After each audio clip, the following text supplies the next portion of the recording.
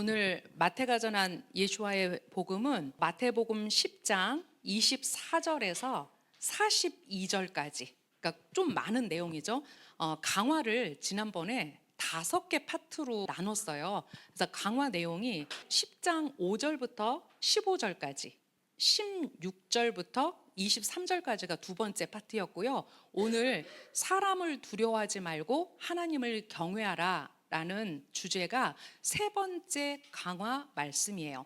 그리고 내가 가져온 것은 평화가 아니라 칼이다. 이게 네 번째 강화 말씀이고요. 그리고 마지막으로 다섯 번째 강화 말씀은 69번째 주제죠. 너희를 영접하는 자는 나를 영접하는 것이고, 이렇게 해서 전체적으로 10장을 다 오늘 끝내겠습니다.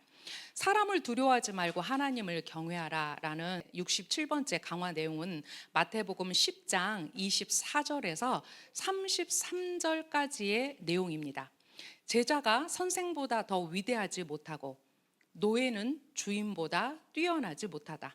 제자가 선생처럼 되고 노예가 주인처럼 되면 충분하다. 만일 사람들이 집의 가장을 바알집불 귀신의 우두머리라고 불렀으면 그들이 그 가정의 식구들은 훨씬 더 헐뜯을 것이다. 바알집불이라고 했는데 이게 귀신의 우두머리라는 뜻이에요. 그러니까 예수와께 바리새인들이 그 예수와의 행하심의 능력이 어디에서 왔다고 말해요. 바알세불에게서 왔다, 바알집불에게서 왔다, 이렇게 말하잖아요. 그들이 나를 그렇게 귀신의 우두머리라고 불렀다면 너희들은 더 헐뜯을 거다, 이 말씀 지금 하고 계시는 거예요. 그러므로 그들을 두려워하지 말라. 드러나지 않을 감추어진 것이 없고 알려지지 않을 숨겨진 것이 없기 때문이다. 너희는 내가 너희에게 캄캄한 데서 말하는 것을 빛 가운데서 말하고 너희 귀에 속삭여진 것은 지붕 위에서 선포하라. 육체는 죽일 수 있지만 혼은 죽일 수 없는 자를 두려워하지 말라. 오히려 혼과 육체를 모두 개의 흰놈에서 파멸시킬 수 있는 그분을 두려워하라. 참새들이 2마리에 한 아사리온이라는 헐값에 팔리지 않느냐? 그러나 그것들 가운데 하나라도 너희 아버지의 동의 없이 땅에 떨어지지 않을 것이다. 너희에 대해서는 너희의 모든 머리카락도 세워졌다. 그러므로 두려워하지 말라. 너희는 많은 참새보다 더 귀하다. 누구든지 다른 사람들 앞에서 나를 인정하면 나도 하늘에 계신 내 아버지 앞에서 그를 인정할 것이다. 그러나 누구든지 다른 사람들 앞에서 나를 부인하면 나도 하늘에 계신 내 아버지 앞에서 부인할 것이다. 우리가 지금 이 마태복음을 읽는 이 시대 가운데 이것을 1세기 제자들이 예수와께 들었을 때 그들의 심정이 어떻을까를 우리는 과연 이해할 수 있을까요? 이번에 준비하면서 제 마음 안에 들었던 생각이 뭐냐면, 참 우리는 너무 오랫동안 편하게 신앙생활을 했구나. 왜 이렇게 강화 말씀 안에 두려워하지 말라는 말씀을 이렇게 여러 차례 계속해서 반복하실까? 그리고 그 1세기에 이제 예수와를 그들의 하마시아로 믿고 지금까지 2000년의 시간 동안 그들의 그 물줄기가 끊이지 않고, 그러니까 복음의 선두주자로서 이 복음을 지켜낸 유대인들의 삶과 역사를 생각해 보면 이것이 단순히 지금 1세기 제자들을 향한 말씀과 더불어 이제 이것이 우리에게 어떻게 이해되어져야 하는가? 또한 이제 이 마지막 시대가 야곱의 환란이 남아있다고 하는데 우리는 이 환란 가운데 우리가 그것을 어떻게 이 세대 가운데 살아낼 수 있겠는가? 저는 유독 이번에 그 생각을 많이 했어요. 오늘 이 말씀이 여러분한테 이제 마지막 시대를 사는 그런 무기가 되었으면 좋겠어요. 제자가 선생처럼 되면 충분하다. 종이, 노예가 주인처럼 되면 충분하다. 와 같은 말씀이죠. 자, 예수와께서 왜 이렇게 말씀하셨을까요? 알프레드 에더사임이 이 내용을 시작하면서 이렇게 문을 열어요. 강화의 적용 범위가 확대되고 있다. 그 내용은 여전히 초기의 제자들에게 주로 적용될 수 있는 것이었고 그들의 전도 활동을 하아레츠, 그 땅의 유대인들로 제한하는 내용이었다. 하지만 궁극적 의미는 이미 확대되어 있으며 진정 모든 시대에 적용되는 예언과 원칙들을 내포하고 있다. 우리가 하나님의 시간을 어떻게 이해하느냐에 따라서 이 알프레드 에더사임의 말이 이해될 수도 있고 안 될 수도 있어요. 하나님의 시간은 처음과 끝으로 다 끝나버리는 어떤 일직선상의 시간이 아니라 이 시간은 이제 1세기에서 시작돼서 마지막 킹덤을 향하는 21세기에 우리가 살고 있는데 여전히 이 예수와의 말씀이 우리에게 예언이 되고 우리에게 원칙이 된다라는 거예요. 근데 하나님의 이 시대는 정말 놀라울 정도로 전진하고 이제 그 킹덤을 향해서 나아가고 있기 때문에 이 마지막 시대는 훨씬 더 지금보다 우리가 빠른 시간을 살아야 할 것 같아요. 정말 요즘에는 시간이 얼마나 빨리 가는지. 근데 그것이 하나님의 시간이 이제 킹덤을 향해서 그만큼 더 빨라졌다라는 저는 그런 생각을 하거든요, 사실은. 자, 이 예수와의 이제 강화 말씀을 우리 시대에 우리 자신에게 어떻게 적용할 것인가예요. 제자가 선생처럼 되고 노예가 주인처럼 되면 충분하다. 제자들은 그들의 주께서 당하신 푸대접을 고려할 때 허위 진술과 악한 말을 들을 각오를 해야 된다라고 알프레드 에더사임이 주석했어요. 예수와께서 푸대접을 당하셨나요? 그분은 하나님의 아들이세요. 그분은 왕이세요. 그런데 복음서는 예수와께서 왕의 권위로 그 보좌에서 그분의 그 어떤 권위를 드러내신 내용보다 그분의 수치와 그분이 당하신 능멸과 그분의 그 메시아의 그 모습보다는 그 종으로 오신 그 요셉의 모습에 더 많이 포커스하고 있어요. 그것이 그들에게 생소하지 않았을 것이다. 왜냐하면 널리 알려진 랍비 격언에도 이와 유사한 표현이 나오기 때문이다. 종이 상정과 같으면 족하다. 자, 이 얘기를 이제 수스카살은 이렇게 연결해서 말했어요. 자, 현자들은 말했다. 성전이 파괴되어 쉐키나가 거할 집을 잃은 것처럼 의인들도 방황하게 되었다. 1차 성전이 파괴되고 또 2차 성전이 파괴되었을 때 하나님의 임재, 즉 쉐키나도 그들과 함께 방랑의 길을 떠났죠. 그런 것처럼 그 성전의 파괴와 그 땅에서의 추방은 당연히 의인들에게 혼란과 방황과 거할 집이 없게 되는 그런 상황을 가져왔어요. 성전이 파괴되고 이스라엘이 흩어진 것처럼 참된 의인들 또한 쉐키나와 함께 방황하게 되었다는 것이다. 그 의인들은 하나님의 영광이 다시 회복될 날을 기다리며 고난의 길, 유배의 길을 걸었다. 이는 종이 주인과 같으면 그것으로 족하다는 원리를 다시 확인시켜준다. 만약에 스승이 박해를 받고 멸시를 당한다면 그의 가르침을 따르는 자들도 그보다 나을 수 없다. 동의하세요? 요한복음 15장 20절에서 예수와께서 제자들에게 이거를 다시 한번 얘기하세요. 너희에게 종이 그의 주인보다 크지 못하다고 한 말을 기억하라. 그들이 나를 핍박했다면 그들이 너희도 핍박할 것이고 그들이 내 말을 지켰으면 그들이 너희 말도 지킬 것이다 라고 말씀하셨어요. 그러므로 그들을 두려워하지 마라. 예수와께서는 제자들에게 닥쳐올 고난 앞에서 굴복하지 않도록 그들의 마음을 굳건하게 하시기 시작하셨다. 스승이 세상에서 멸시를 받는다면 그를 따르는 제자들도 같은 대우를 받을 것이기 때문이다. 너희가 나와 같이 되는 것으로 충분하지 않으냐? 그들은 또한 나를 핍박하고 내가 악마의 도움으로 모든 기적을 행한다고 말하지만 결국에는 진리가 밝혀질 것이니 숨긴 것 중에 알려지지 않을 것이 없기 때문이다. 마가복음을 통해서 이는 숨겨진 것이 드러나지 않을 것이 없고 비밀인 것이 드러나지 않을 것이 없기 때문이다 라고 말씀하고 계세요. 네, 이제 우리가 킹덤의 복음을 전해야 돼요, 여러분. 저는 5786을 시작하면서 이상하게 저에게는 굉장한 무거움이 있어요. 이스라엘 여정 안에서 그 땅을 보면서 그냥 그 선포했던 말씀들이 이제 어떻게 이루어질까에 대한 기대로 내 마음이 기쁘기도 하지만 과연 이 복음을 전하는 이제 우리 이스라엘 아카데미의 싸움이 커질 것 같아요. 각오하셔야 돼요. 그래서 저는 요즘에 각오하는 시간을 보내고 있는 것 같아요. 누가 우리를 가장 먼저 핍박할까? 하지만 우리가 정말 진리를 붙잡았다면 우리는 그 일을 마땅히 해야 되고 이제 복음을 전해야 돼요. 그리고 그 복음에 대한 가장 그 최선의 진리가, 최고의 진리가 무엇인지를 하나님께 저는 날마다 묻고 있어요. 그리고 조금씩 하나님이 알려주시는 범위 내에서 이제 그 복음에 대한 책이 쓰여져야 되는데 무거워요. 굉장히 무거워요.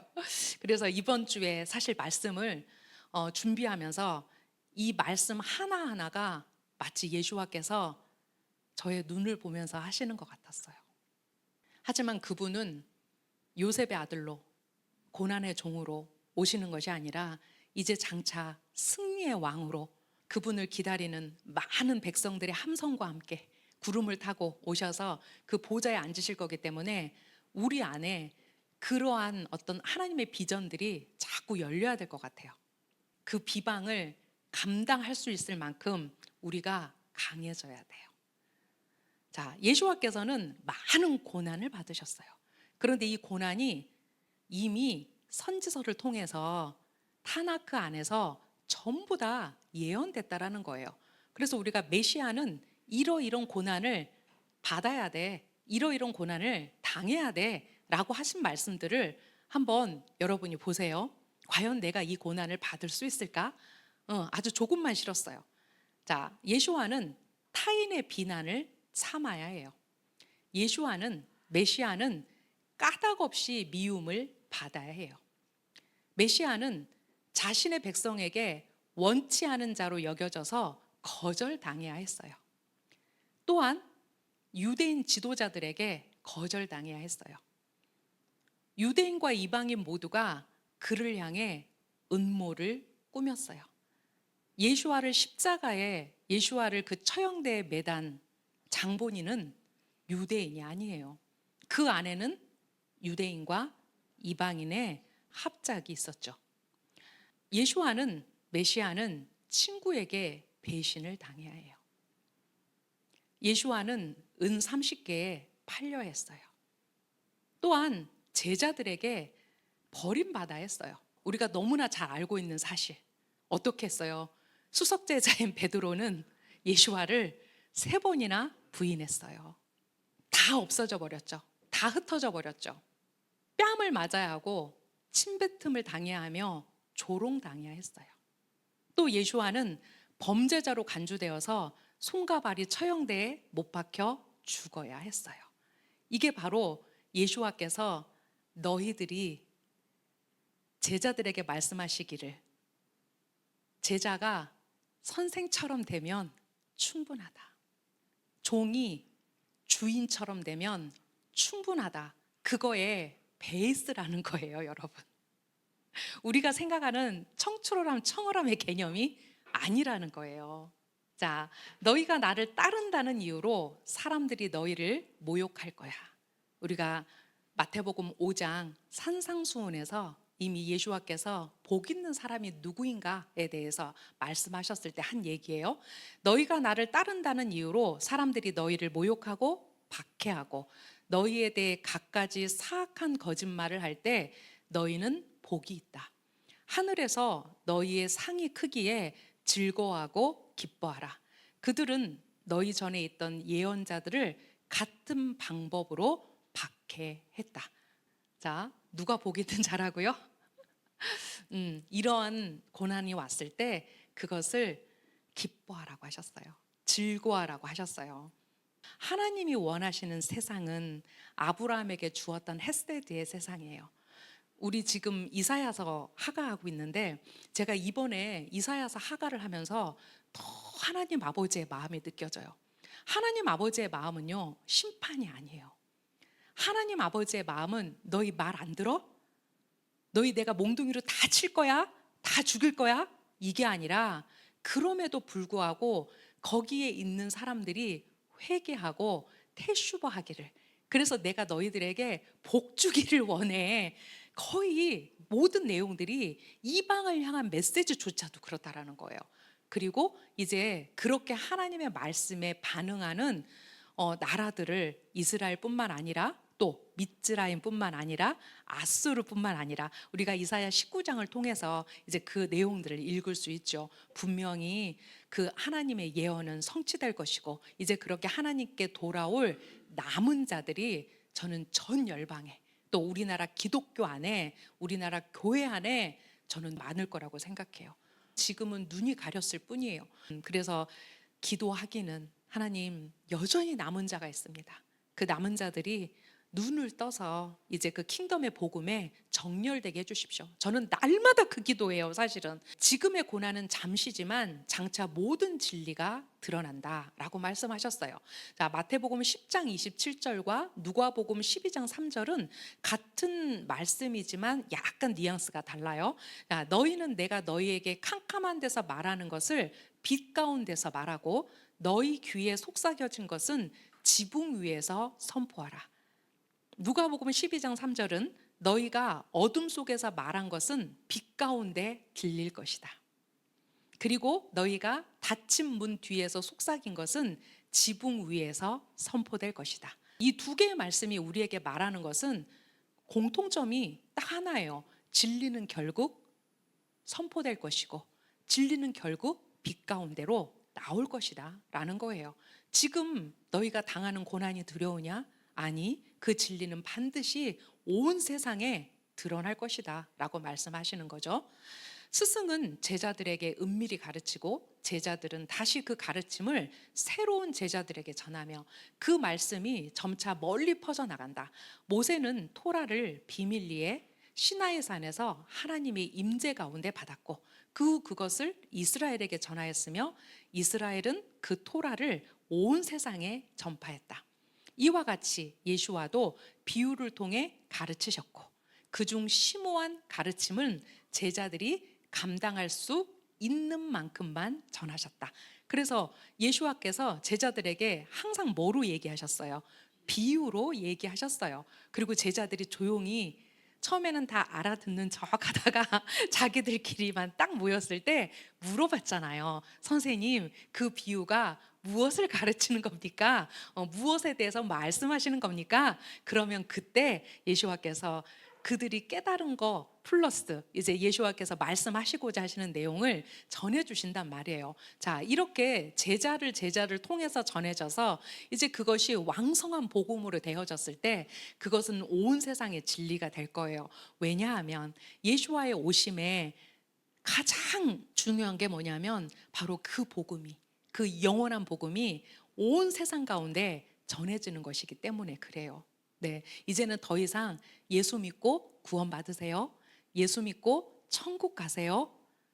우리 교회에 오면 구원이 있어요. 이제 이게 아니에요. 그것이 아니라 이제 여러분 우리가 예수와를 통해서 우리에게 그 이스라엘 연방 왕국의 시민권이 주어졌고 우리가 그렇게 접붙여짐으로 참 올리브 나무에 접붙여짐으로 우리에게 동일한 약속과 우리에게 동일한 언약과 바로 그 한 분이신 하나님이 우리의 하나님이 되셨답니다.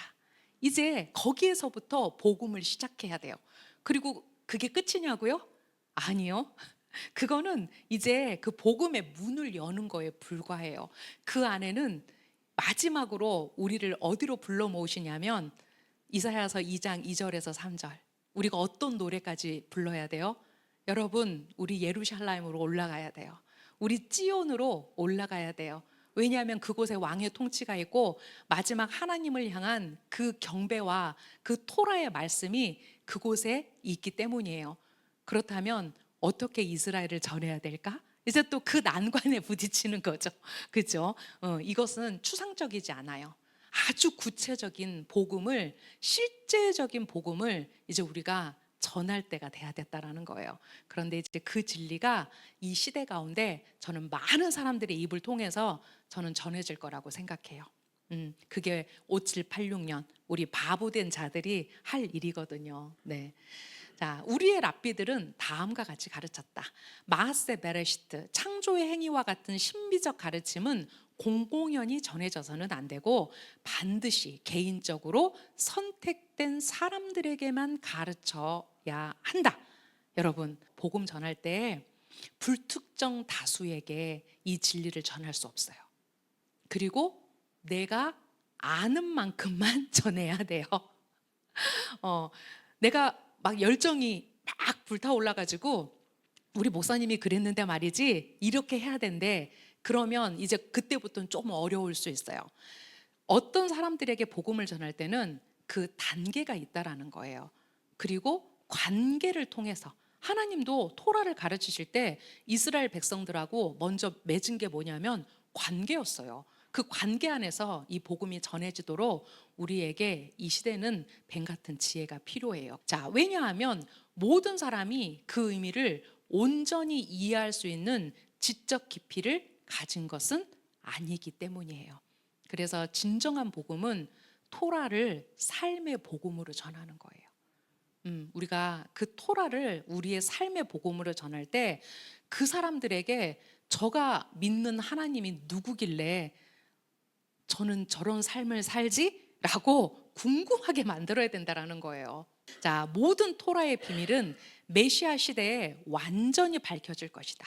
그렇죠. 이제 메시아께서 오시면 그 모든 토라의 비밀을 우리에게 가르쳐 주실 거고, 또 놀라운 것은 이제 메시아의 귀환을 앞두고 이 토라의 비밀이 누구에게 알려지냐면 유대인들 뿐만 아니라 모든 열방의 모든 이방인들에게 이 토라의 창고, 이 토라의 보고가 열리는 것 또한 메시아께서 오신다라는 사인 중에 하나라는 거예요. 이제 유대인들이 그들의 횃불을 들고 그들의 빛을 들고 열방을 향해서 토라의 빛을 비추는 거예요. 그리고 그 토라의 빛이 비출 때 이방인들이 그 목마른 사슴이 그 시냇물을 찾아서 그 물의 냄새를 맡고 가듯이 우리가 이 시대 가운데 그 토라를 정말 꿀떡 먹을 수 있다면 그 토라 안에서 그분들이 가르치는 토라 안에서 제가 항상 말씀드리는 게 뭐예요? 바로 이 예수와의 말씀이 보화처럼 열린다라는 거예요. 이제 메시아께서 오실 날이 가까워졌다라는 이런 신호탄들이 여기저기서 쏘아 올려지는 거예요, 사실은. 자, 그러나 구속 시대에는 이러한 신비의 가르침들조차도 공개될 것이다.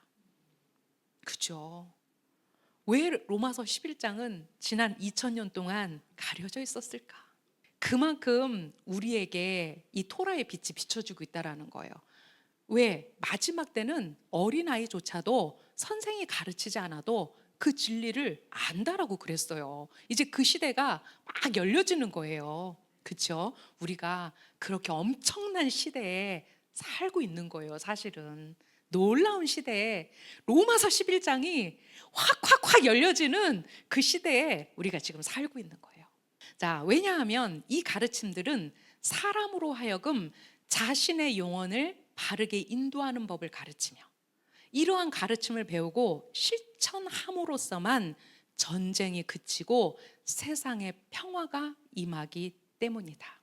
이제 그 말씀의 성취, 이제 더 이상 사람들이 총을 드는 것이 아니라 원래 노아가 만들었던 쟁기를 만들고 낫을 만들어서 하나님이 원하시는 방향성으로 가는 거, 이것이 이제 마지막 때 메시아 시대 안에서 그 진리가 정말 열려지고 우리가 그 진리를 머리로 이해하고 그렇지 그것이 아니라 그것이 우리의 삶으로 드러나도록 하는 거, 이것까지가 사실은 진리의 방향성이라는 거예요. 머리만 커지면 무슨 소용이 있을까요? 자, 육체는 죽일 수 있지만 혼은 죽일 수 없는 자를 두려워하지 말라 하셨어요. 여러분, 이 마지막 시대는 순교의 시대예요. 이 말씀을 꼭 기억하셔야 돼요. 그래서 우리가 영광스럽게 죽을 수 있어야 돼요. 유대 전통에 따르면 만약 이방인이 이스라엘 사람에게 율법의 한 계명을 어기라고 협박하며 어기지 않으면 죽이겠다고 한다면 그는 그 계명을 일시적으로 어겨도 된다라고 랍비들이 얘기했어요. 그러나 다음 세 가지 죄악은 예외다. 기억해야 돼요. 우상숭배, 금지된 성적 관계, 음행, 음란이죠. 살인. 이 세 가지 가운데 하나를 행하지 않으면 죽이겠다고 위협을 받았다면 죄를 범하느니 차라리 어떻게 하자? 죽자. 죽자. 죽음을 택해야 된다라는 거예요. 자, 이것이 바로 키두시 하셴의 기본 정신이다. 키두시 하셴이 뭐예요? 하나님의 이름을 거룩하게 하는 것이라는 거죠. 사도행전에서도 예수와의 제자들이 박해받아요. 돌에 맞고요. 감옥에 갇히는 일이 기록되어 있어요. 그러나 적들은 그들의 영혼을 해치지 못해요. 자, 이와 관련해서 랍비 문헌이 이렇게 말합니다. 의인들은 무덤 속에서도 살아있는 자라 불리고 악인들은 살아있으면서도 죽은 자라 불린다. 즉, 육신의 죽음은 의인에게 참된 종말이 아니며 그의 영혼은 하나님과의 연합 안에서 살아있다는 의미다. 네, 우리에게 이런 엄청난 환난이 안 왔으면 좋겠어요, 하나님. 참 이렇게 말하고 싶죠. 그런데 그 말씀을 통해서 타나크의 말씀과 또 우리 1세기에 기록됐던 이 브리트 하다샤와 또 유대인들의 삶 안에서 살아냈던 모든 것 안에는 사실 그들의 영광과 그들의 어떤 행복을 기록한 것보다 그 참담함 앞에서도 그 신앙을 버리지 않고 죽었던 그 많은 사람들의 순교가 사실 더 많이 기록해 있다라는 거예요. 그 죽음 앞에 우리가 초연하면 하나님이 우리를 살리실 거예요. 자, 예수와는 제자들에게 육체적 박해를 두려워하지 말라고 하셨다. 왜냐하면 영혼은 하나님의 손에 속한 것이기 때문이다. 유대 전통에서 삶보다 더 큰 계명은 하나님의 이름을 거룩하게 하는 것뿐이다. 육신은 잠시 사라질 수 있으나 의인의 영혼은 죽음 이후에도 살아있는 존재로 기억된다. 네. 자, 너희 머리털까지도 다 세신 바 되었나니 라는 말씀을 이어서 하세요. 자, 람밤이 이렇게 말했어요. 나뭇잎 하나도 하나님의 간섭 없이 떨어지지 않는다. 설령 바람이 그것을 떨어뜨린다 해도 그 바람이 불게 된 것 또한 우연이 아니라 하나님께서 그렇게 하신 것이다 라고 말했어요. 또 다른 하시딕 전통서인 샤르 하 에무나 베소드 하 하시두트는 이렇게 가르친다.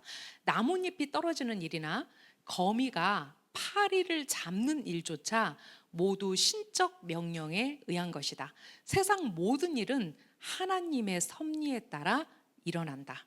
자, 하나님께서 욥에게 이렇게 말씀하셨대요. 내가 사람에게 수많은 머리털을 두었는데 각 털마다 그 모근을 따로 두었다. 이렇게 말씀하셨다는 거예요. 제가 이거 적으면서 무슨 생각했게요? 아, 하나님은 내 머리털 금방 세셨겠구나. 정말 몇 가닥 안 되니까. 또 우리 공동체도 누가 머릿수 가장 많지? 두 사람은 모근을 많이 두신 거예요. 하나님이.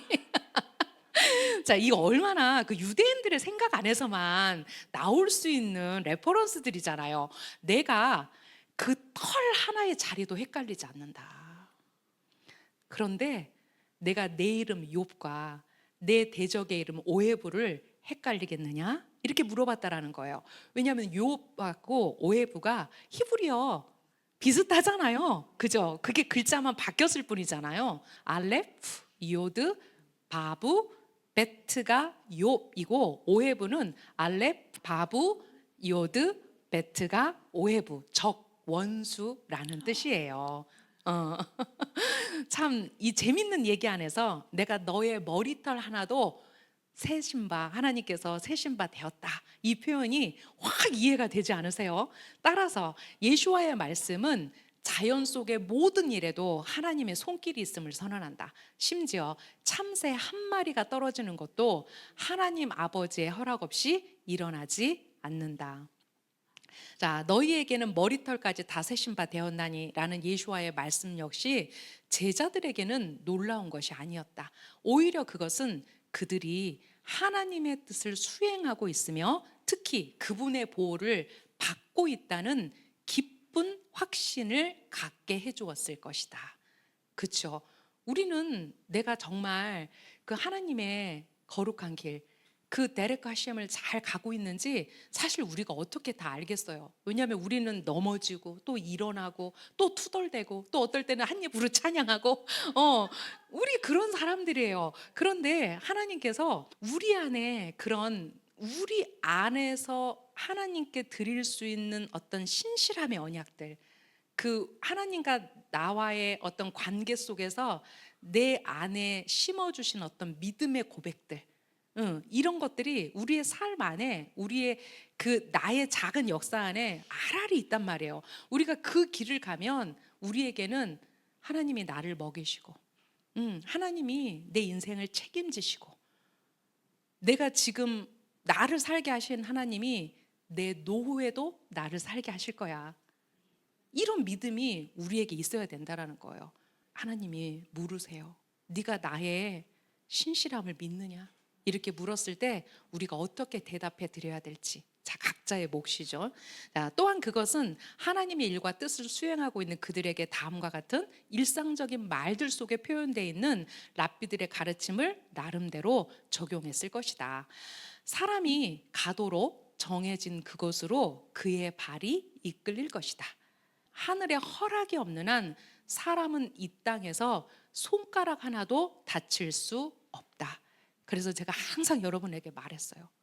우리에게 좋은 일이 생겨도, 우리에게 나쁜 일이 생겨도, 우리에게 선한 일이 생겨도, 우리에게 때로는 악한 일이 생겨도 그 상황 안에 하나님의 일하심을 봐야 된다. 하나님에 대한 믿음은 우리에게 에이노드 밀바도, 하나님이 우리의 모든 삶 가운데 계시다라는 것을 우리가 고백하는 거예요, 여러분. 제자들의 전망은 더 밝아졌다. 모든 복음 증거는 고백이었고 모든 고백은 메시아를 증거하는 것이었다. 그리고 우리의 고백이나 부인에 따라 메시아께서 하나님 아버지 앞에서 우리를 시인하거나 부인하실 것이었다. 이는 감추인 것이 드러나지 않을 것이 없고라는 기본 원칙이 적용된 것이다. 네, 제가 이제 그 아래 이렇게 보면 이 내용들을 어디에서 발제했는지 이 내용들이 나와요. 그래서 이게 알프레드 에더사임의 이 내용에 대한 주석이구나, 여러분이 이렇게 이해하시면 돼요. 자, 다른 사람들 앞에서 나를 인정하면 나도 내 아버지 앞에서 그를 인정할 것이다 라고 말씀하셨어요.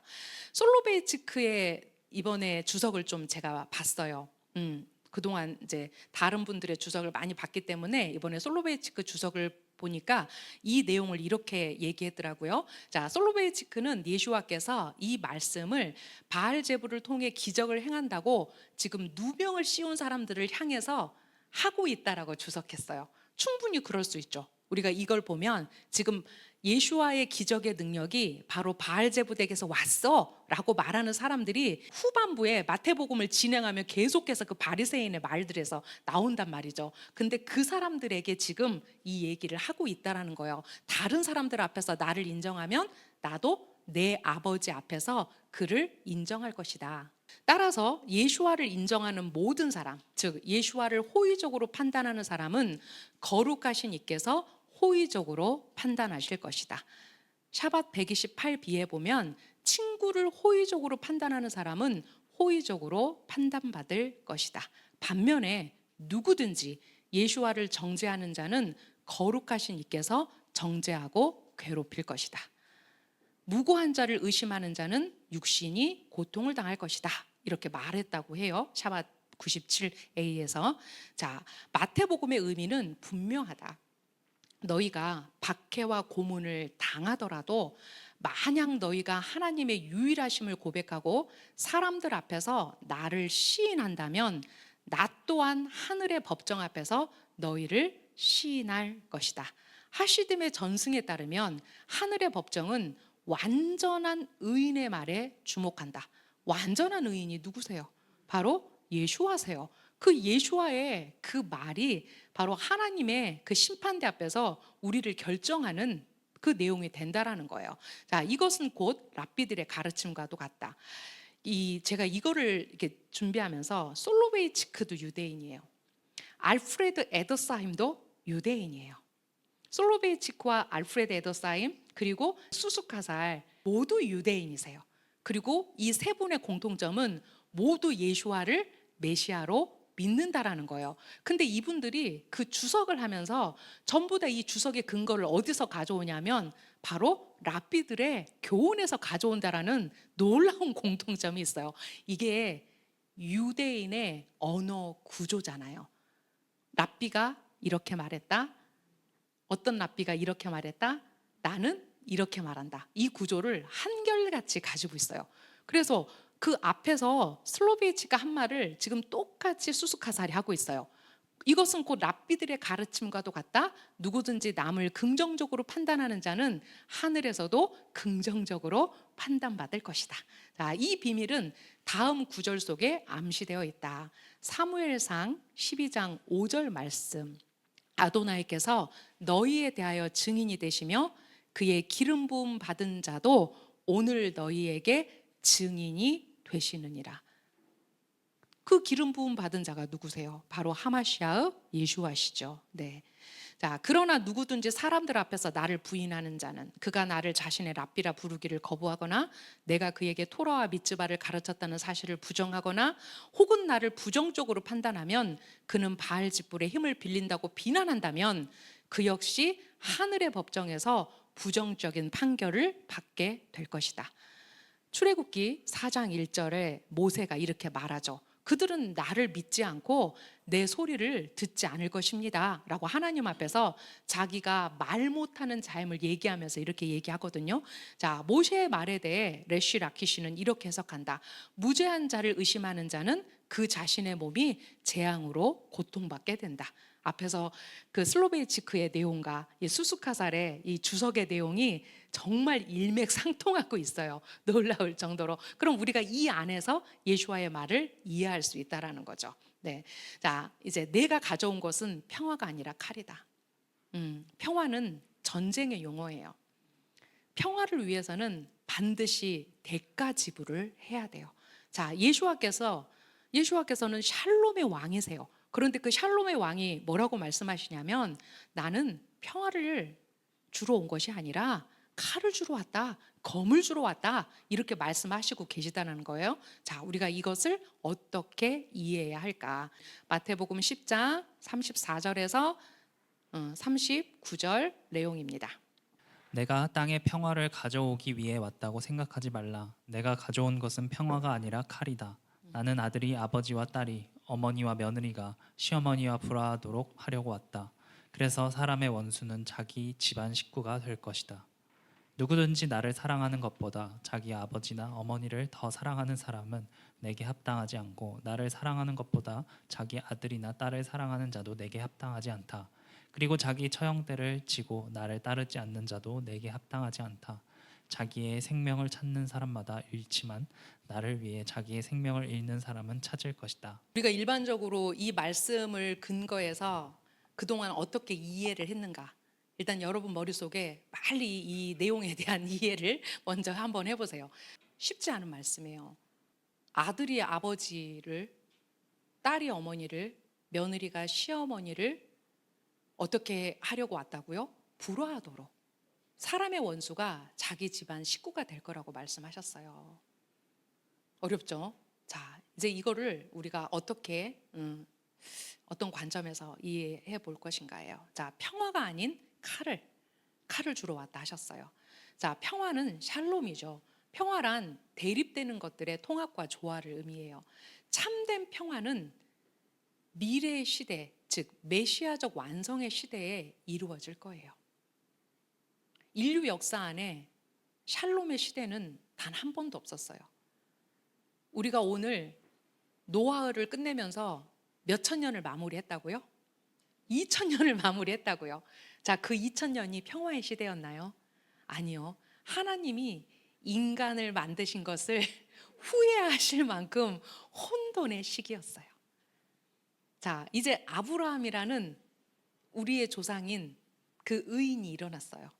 그런데 이제 또 그 2000년의 시대를 우리는 이미 말씀을 통해서 알아요.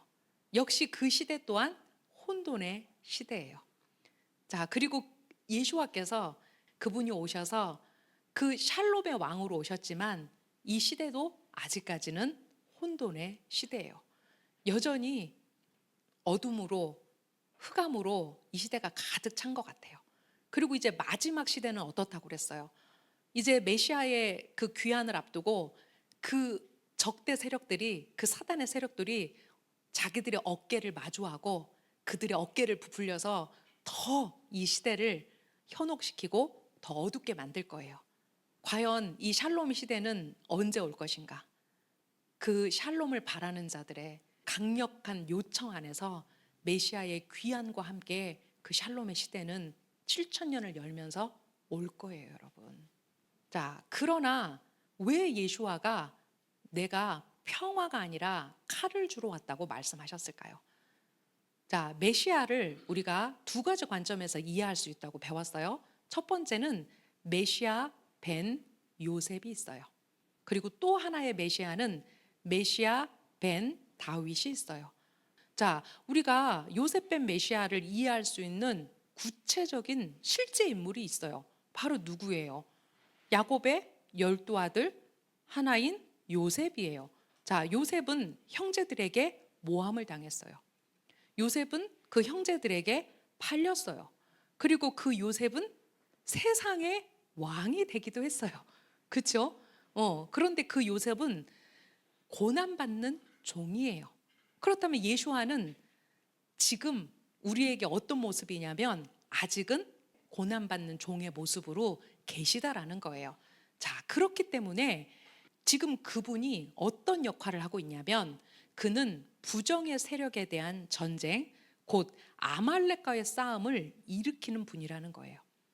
아도나이의 전쟁이 대대로 아말렉에 있을 것이다 라고 출애굽기 17장 16절에서 말씀했는데 이때 여호수아가 출애굽기 17장 13절을 보면 뭐를 들고 싸우는지 아세요?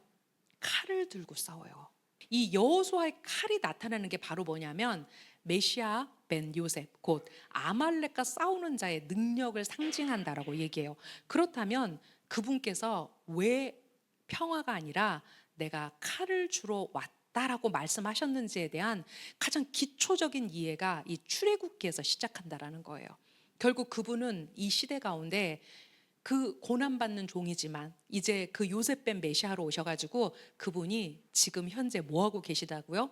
아말렉과의 전쟁에 맨 선봉에 서서 싸우고 계시다라는 거예요.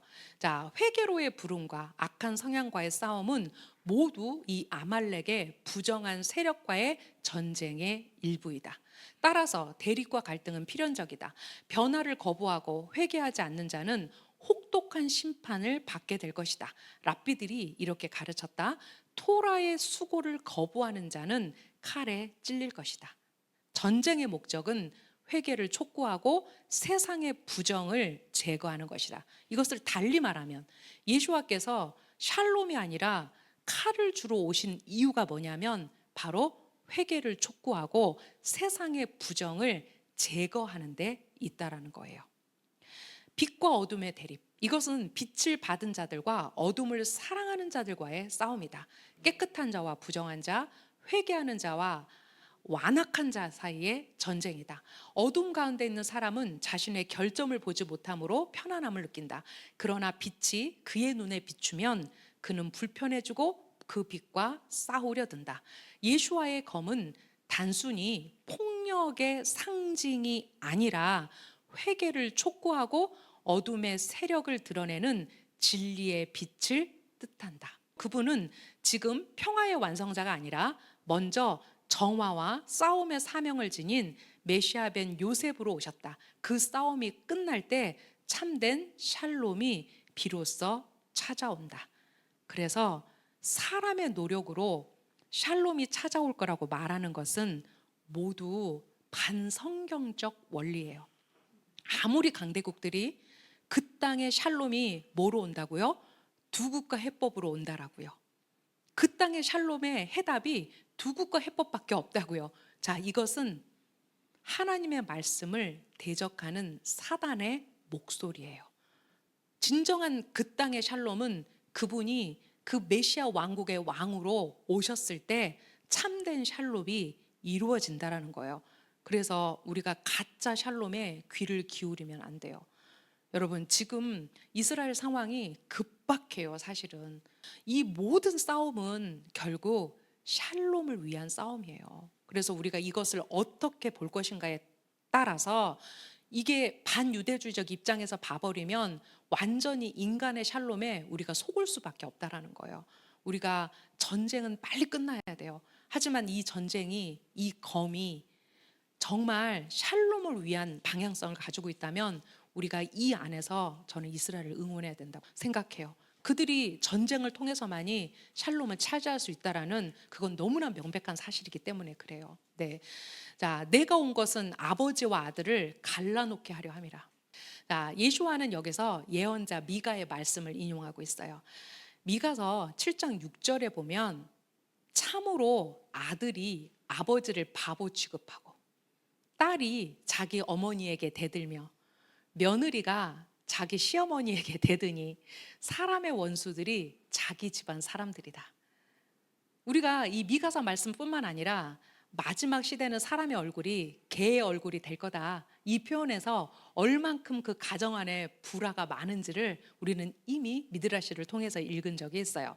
자, 이것은 선지자가 도덕적 타락과 영적 부패로 인해 가족 간의 신뢰와 사랑이 무너진 세대를 책망하는 말씀이다. 그래서 이것과 반대되는 아주 중요한 말씀이 있잖아요.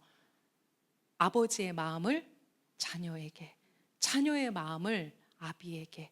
이제 이 세상 안에서 그 상반되는 노력이 동시에 이루어져야 된다는 거예요. 자, 그러나 예수와께서는 예언자의 말을 단순히 인용하는 것이 아니라 그 말씀의 깊은 영적 의미를 자신의 사명과 시대에 연결하여 이렇게 말씀하고 계신 거예요. 지금 일어나고 있는 부정 세력과 전쟁 때문에 분열과 대립이 생길 수밖에 없다. 자, 한 집에 특별히 두 사람이 있을 때 둘 다 불신자였는데 그중 한 사람이 하나님을 믿게 되고 다른 한 사람은 여전히 믿지 않는다면 그들 사이에는 반드시 갈등과 다툼이 생기게 된다. 여러분 모두가 만약에 그 집안의 1세대 그 기독교의 문을 열고 들어오신 분들이라면 이거는 누구나 다 경험했을 얘기예요. 근데 이제 우리는 곱하기 2 해야 돼요. 이제 우리는 부족한 복음이 아니라, 바울이 얘기했던 다른 복음이 아니라 이제 온전한 복음으로, 그 복음을 가지고 우리 가족들에게 전해야 될 우리의 숙제들이 있어요. 걱정하지 마세요. 내가 바로 서 있으면, 내가 하나님 앞에 바로 서 있으면 하나님이 그 기회를 주실 거예요. 그리고 하나님이 그렇게 하도록 하실 거예요. 노아의 8 식구 중에 누가 의인이었는가? 노아 한 사람은 의인이었어요. 여리고의 기생의 라합 집에 누가 의인이었는가? 라합 한 사람이었어요. 하지만 하나님은 그 집안을, 온 집안을 구원하세요. 그랬단 얘기는 그 한 사람의 의인됨, 그 한 사람의 하나님의 경외가 나머지 가족들의 그 모든 부정을 덮고도 남는다라는 거예요. 지금 당장 안 믿어. 지금 당장 들으려고도 하지 않아. 엄마나 잘 믿어. 이 소리 안 들으면 다행이지. 그쵸? 근데 우리 안에 그 어떤 하나님의 영의 권위를 가질 수 있도록 그 시간도 필요하고요. 또 우리가 지혜롭게 말해야 돼요. 특히 자녀들에게는 더 지혜롭게 말해야 돼요. 근데 우리 엄마들이 지혜롭게 말하는 방법을 사실 잘 배우지 못했어요. 그러니까 그것 또한 우리가 이제 토라의 지혜 안에서 우리에게 열어지도록 해야 된다는 거예요. 네. 또한 만일 한 공동체가 예수와의 가르침을 믿고 따르지만 다른 공동체는 그를 거짓 선지자로 비난한다면 그들 사이에는 분열과 대립이 있을 수밖에 없다. 자, 그러나 그 칼이 바로 메시아 벤 요셉을 상징하기 때문에 이 모든 분쟁들은 최종 구속을 준비하기 위해 반드시 거쳐야 할 사건들의 연속 과정이라는 거예요. 그러니까 내가 왜 평화가 아니라 내가 왜 칼을 주러 왔다라고 말씀하셨는지, 최종적인 게울라, 최종적인 구속을 향한 하나님의 방법이라는 거예요. 자, 아버지나 어머니를 나보다 더 사랑하는 자는 내게 합당치 않다라고 말했어요. 이 말씀은 단순히 가족에 대한 사랑을 부정하는 것이 아니에요. 하나님의 가르침과, 즉 토라와 스승에 대한 사랑과 헌신이 가족에 대한 사랑보다 우선되어야 함을 가르쳐요. 우선적인 것이 무엇인가? 내가 두 가지 중에서 선택해야 될 때 그 선택을 할 수 있는 어떤 기준이 무엇인가에 대한 어떤 결정을 할 수 있는 기준이라는 거예요, 이게. 자, 미시나에서 이렇게 기록되어 있어요. 자, 사람이 아버지의 잃어버린 물건과 그의 랍비의 잃어버린 물건을 동시에 발견했다면 스승의 것을 먼저 찾아주어야 된다. 왜냐하면 아버지는 그를 세상으로 인도했지만 스승은 그에게 지혜를 가르쳐 그를 올람하바로 인도하기 때문이다. 그러나 그의 아버지가 만약에 현명한 자, 토라학자라면 아버지의 것이 우선된다. 이 가르침은 곧 토라를 가르쳐 영생으로 이끄는 관계가 육신의 혈연보다 더 높은 차원의 사랑임을 보여준다. 기준점이 다른 것뿐이에요. 부모를 공경해야 돼요. 하나님을 사랑한다고 하면서 부모님을 공경하지 않는 것은 하나님을 사랑하는 방법이 아니에요. 가족과 계명이 충돌할 수 있어요. 그렇죠? 자, 만일 가족이 하나님의 계명을 따르지 않기를 강요하거나 예를 들어 샤밧을 지키지 말라고 한다면 그때는 가족보다는 하나님의 계명 준수가 우선이 돼야 돼요. 혹시 부모에 대한 효도가 샤밧 준수보다 중요하다고 생각할 수 있어요. 그러나 레위기 19장 3절은 이렇게 말해요. 너희 각 사람은 부모를 경외하고 내 안식일들을 지켜야 한다. 자, 이 레위기 19장 3절은 무슨 말씀이냐면 이것은 부모와 자녀 모두가 하나님을 함께 공경해야 함을 의미한다. 자, 보십시오.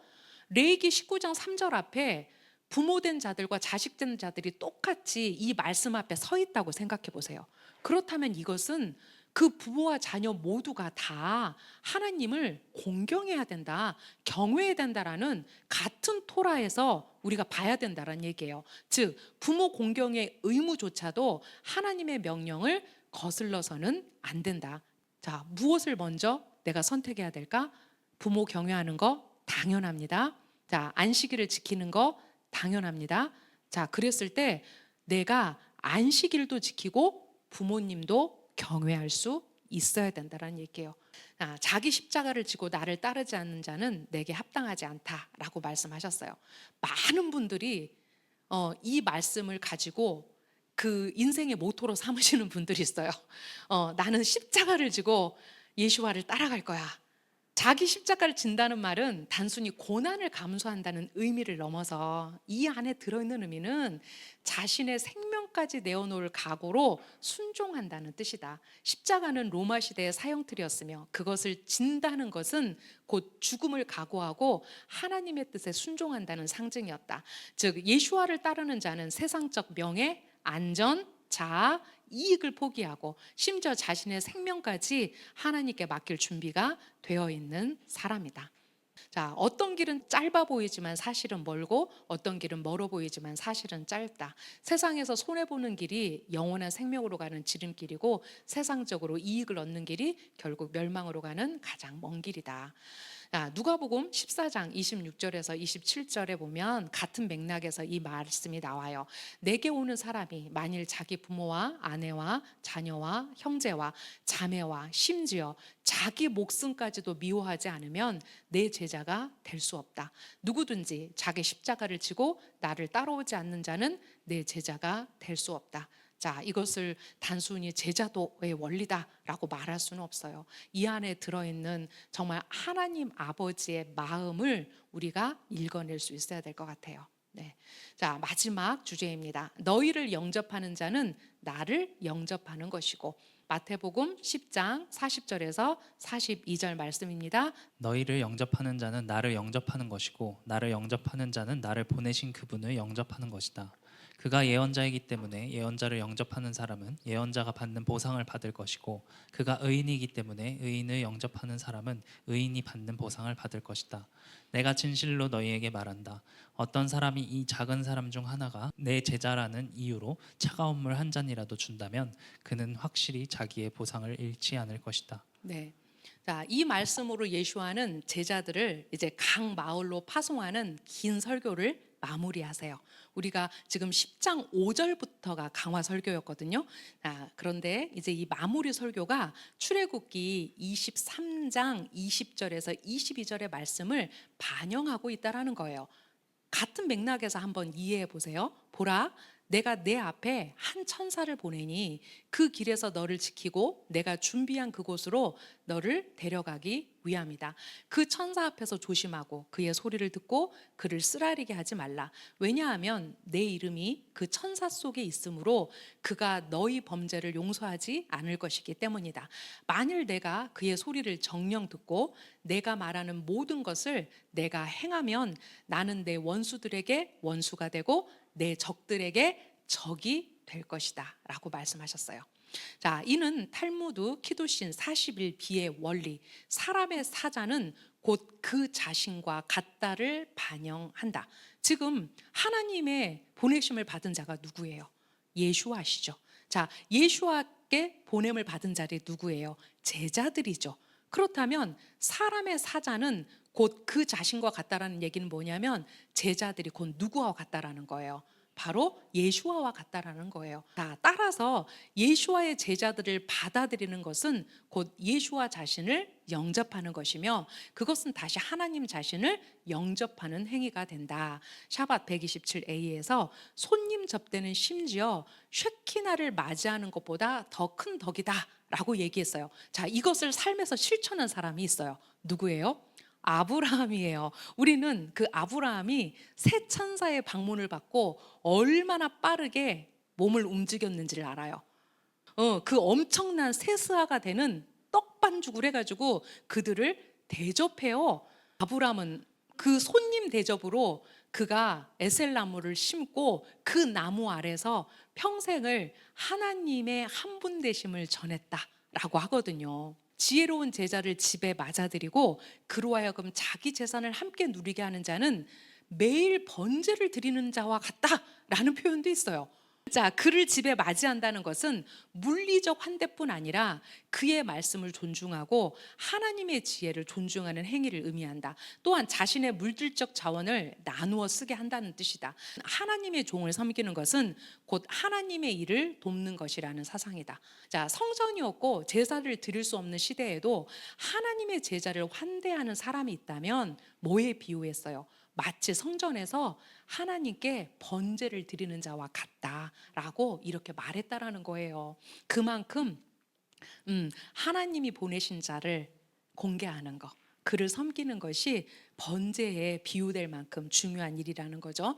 자, 이 작은 자 중 하나에게 냉수 한 그릇이라도 주는 자, 알프레드 에더사임의 얘기예요. 자, 메시아께서 하신 약속의 결론, 곧 작은 자 중 하나에게 제자의 이름으로 냉수 한 그릇을 대접한 데 대한 보상과 관련된 결론은 당시 사람들의 개념으로는 도달하지 못할 정도의 의미를 시사했다.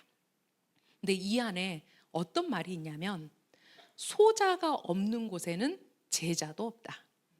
제자가 없으면 현자도 없다.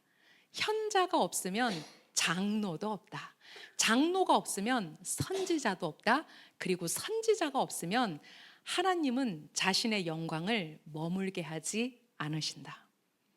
그 소자에게 준 냉수 한 그릇이 그가 제자가 되고 현자가 되고 장로가 되고 하나님의 영광을 드러내는 자의 그 몫으로 우리가 그에게 냉수 한 그릇을 줬다면 하나님이 그것을 기억하신다라는 거예요. 예수와께서는 제자들에게 친숙한 사고 형태와 표현 방식에서 출발하여 유대교 사상과 소망 이상의 사실을 전해주고자 하셨다. 메시아의 교훈이 모든 시대의 개념을 초월하며 당시뿐만 아니라 우리 시대와 나아가 모든 시대에 해당하는 진리임을 입증해 준다. 메시아께서 기대하시는 자기 포기의 실제성, 깊이, 그리고 열정은 하늘에서 그가 친히 인정해 주심으로써 온전한 의의를 지닌다. 하나님은 작은 자에게 베푸는 지극히 작고 비천한 사랑도 귀하게 여기시는 분이시다. 작은 계명이라도 경히 여기지 말라. 너는 어떤 계명에 더 큰 상이 있는지 알지 못하기 때문이다. 우리는 알고 있어요. 하나의 계명을 지키는 것이 우리가 다른 계명을 지킬 수 있는 힘이 돼요. 그 하나의 계명을 지키는 것이 우리에게 하나님의 더 큰 계명을 지킬 수 있는 그 원동력이 돼요. 자, 그렇다는 얘기는 우리가 이것은 작은 계명이고 이것은 큰 계명이라고 생각할 때 거기에 무게 중심을 어떤 것이 크고 작다라고 말할 수 없다는 얘기예요. 왜냐하면 어떤 계명에 더 큰 상이 있는지 우리는 알지 못하기 때문이에요. 즉 하나님은 행위의 크기가 아니라 그 냉수 한 그릇이 이렇게 표현되는 거예요. 그게 뭐라고요? 마음의 동기와 믿음의 방향이라고요. 그 냉수 한 그릇은 대단한, 다른 사람들이 볼 때 1억을 헌금했단 말이야? 아니, 그게 아니라 그 한 사람을 기쁘게 할 수 있는 그 냉수 한 그릇을 하나님이 기억하신다라는 거예요. 자, 냉수 한 잔의 행위조차 하나님의 사람으로 인해 행한 것이라면 그것이 곧 영원한 상으로 기억된다는 것이다. 가장 작은 선행조차도 하늘에서는 결코 잊히지 않는다. 세상에서 나는 가장 나쁜 게 뭐라고 생각하냐면 헌금 줬다가 뺏어가는 거야.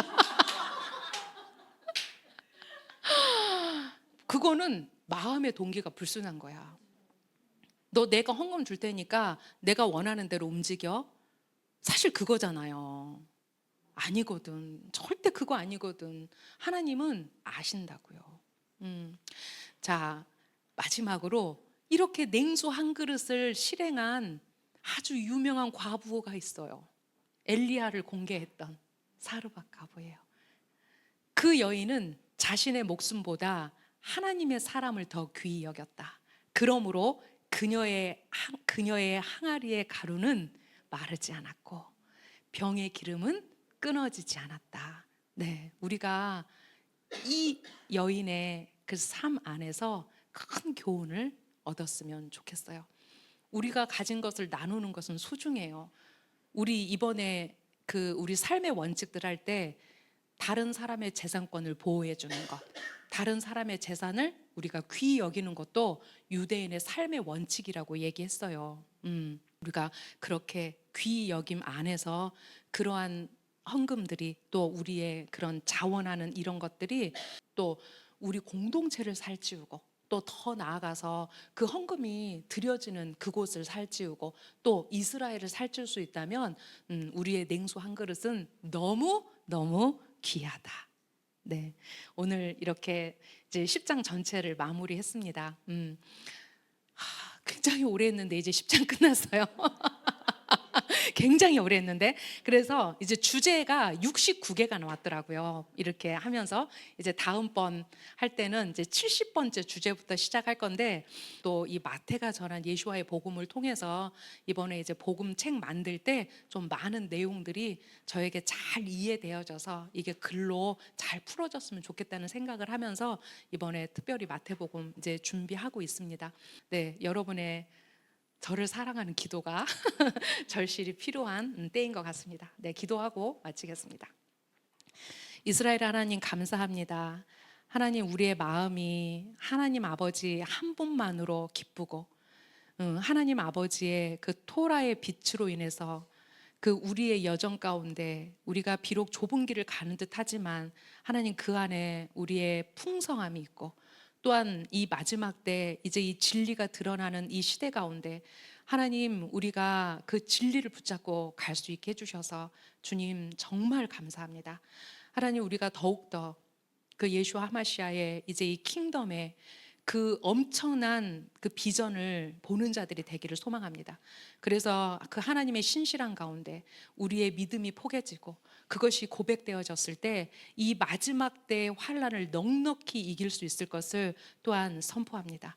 하나님, 우리가 서로를 공개하되 정말 그 작은 자 하나에게 주는 냉수 한 그릇까지 기억하시는 하나님이심을 우리가 잊지 않게 해주십시오.